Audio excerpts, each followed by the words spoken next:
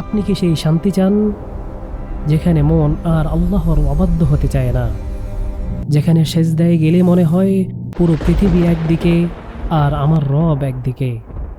এই স্তরে পৌঁছাতে হলে আপনাকে আপনার নফসের সাথে প্রতিদিন লড়াই করতে হবে।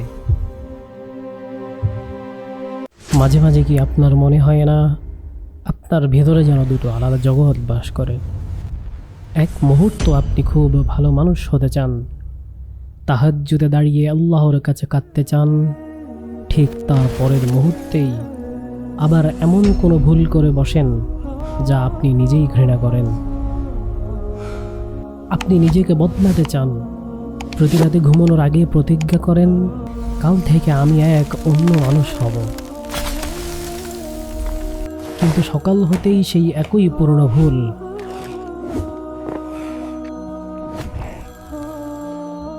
একই পুরনো অভ্যাস।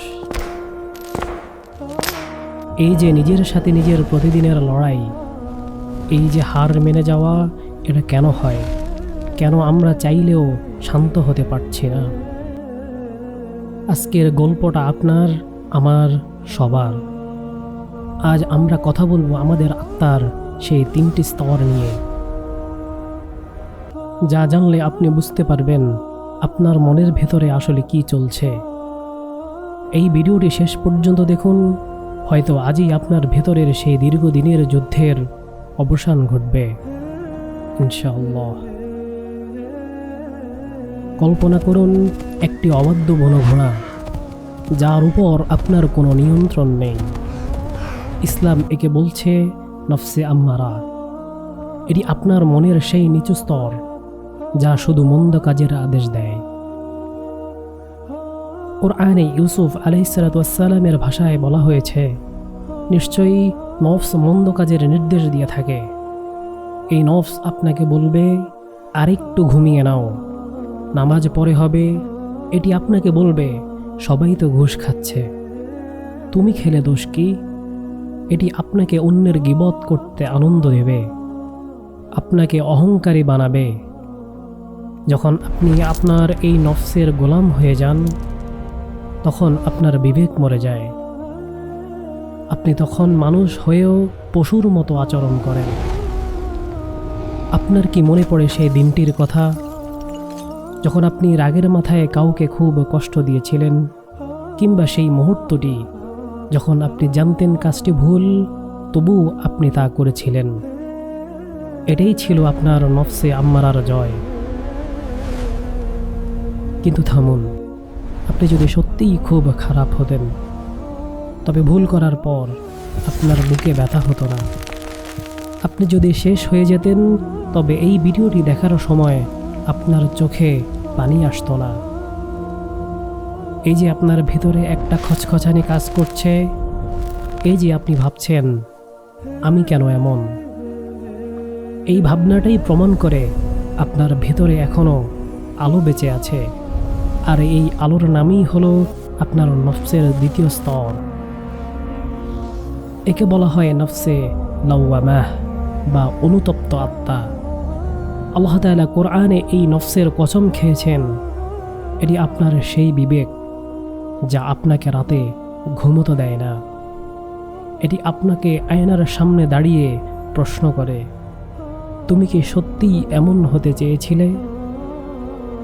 এই স্তরে থাকা মানুষগুলো খুব অদ্ভুত। তারা গুনাহ করে ফেলে, কিন্তু সেই গুনাহে তারা আনন্দ পায় না। তারা অস্থির হয়ে পড়ে। তারা আল্লাহ রাব্বুল আলামিনের কাছে ফিরে আসার জন্য ছটফট করে। আপনি যদি আজ নিজের ভুলের জন্য অনুশোচনা করেন, তবে জানবেন আল্লাহ রাব্বুল আলামিন আপনাকে ভালোবাসেন বলেই আপনার ভেতরে এই নফসটিকে বাঁচিয়ে রেখেছেন। এটি আপনার হার্ট অ্যাটাক হওয়ার আগে সতর্ক সংকেতের মতো। মনে রাখবেন, এটা আপনার ঘুরে দাঁড়ানোর শেষ সুযোগ। আর সব লড়াইয়ের শেষে আসে সেই কাঙ্ক্ষিত পুরস্কার, নফসে মুতমাইন্নাহ বা প্রশান্ত আত্মা।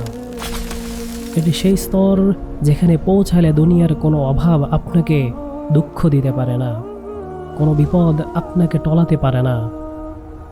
আল্লাহ রাব্বুল আলামিন যখন এই নফসকে ডাক দেন, তখন তিনি বলেন, হে আমার প্রশান্ত আত্মা, তোমার পালনকর্তার কাছে ফিরে এসো সন্তুষ্ট হয়ে এবং সন্তোষভাজন হয়ে। আপনি কি সেই শান্তি চান যেখানে মন আর আল্লাহর অবাধ্য হতে চায় না, যেখানে সেজদায় গেলে মনে হয় পুরো পৃথিবী একদিকে আর আমার রব একদিকে? এই স্তরে পৌঁছাতে হলে আপনাকে আপনার নফসের সাথে প্রতিদিন লড়াই করতে হবে। আজ ভিডিওটি শেষ করার আগে একা নির্জনে নিজেকে একটা প্রশ্ন করুন, আপনার নফস এখন কোন স্তরে? আপনি কি এখনো আম্মারার গোলাম হয়ে আছেন, নাকি লাওয়ামার যন্ত্রণায় ছটপট করছেন? মনে রাখবেন, লড়াইটা কঠিন, কিন্তু আপনি একা নন। আল্লাহ রাব্বুল আলামিন আপনার প্রতিটি চোখের পানি দেখছেন। তাই আজই তওবা করে প্রথম কদমটি ফেলুন। আপনার অস্থির মনটিকে আল্লাহর জিকিরে শান্ত করুন। যদি এই ভিডিওটি আপনার হৃদয়ে সামান্যতম নাড়া দিয়ে থাকে, তবে এটি অন্তত একজনের সাথে হলেও শেয়ার করুন, যার হয়তো আজ এই কথাগুলো শোনার খুব প্রয়োজন ছিল। আল্লাহ রাব্বুল আলামিন আমাদের সবাইকে নফসে মুতমাইন্না নসিব করুন। আমিন।